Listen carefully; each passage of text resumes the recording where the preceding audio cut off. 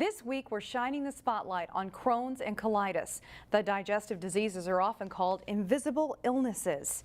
When fighting a chronic illness like Crohn's or colitis, it can often lead to depression and isolation.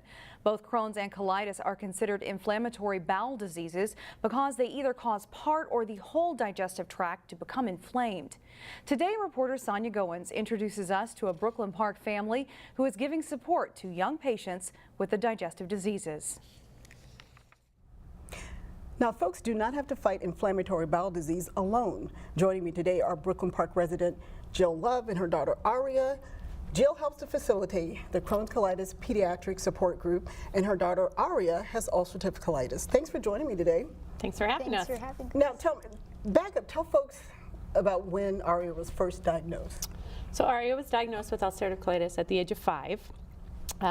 She had a bunch of treatments, did a bunch of medicines. At the age of 7, she had her colon and rectum removed. They made a fake makeshift colon in her from her small intestine called a J pouch, and so she has had a J pouch in place of her colon for the last 7 years. Okay, how are you feeling today? I feel fine.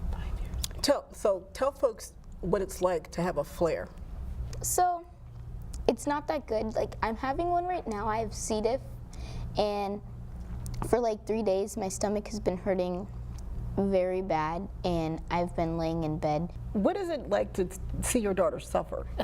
It does a lot of things, and it gets me very emotional. And for the most part, when she had her colon and rectum removed, it was supposed to have helped with her disease. So now, instead of fighting her disease, she sometimes has to fight what's called pouchitis, which is an infection in her J pouch.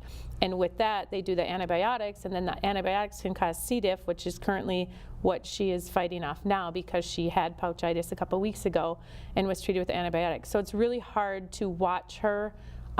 It sucks the life out of her, and she's a very creative and exciting and beautiful girl, and when she's sick, it's really hard.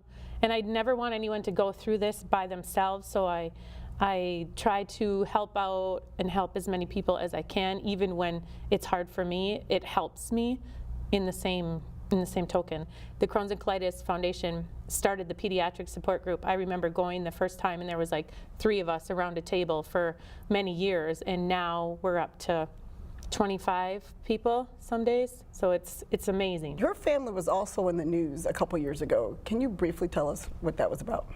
So we were in New Hope, and we were walking past a business, and Aria, that's when she was bad in her disease, and she needed to use a restroom. And if anyone knows about these diseases, if you have to use the bathroom with these diseases, you can't always control it. And so we happened to be walking past this business, and we went in, and I asked if we could use the bathroom, and they told me no because it was a private club.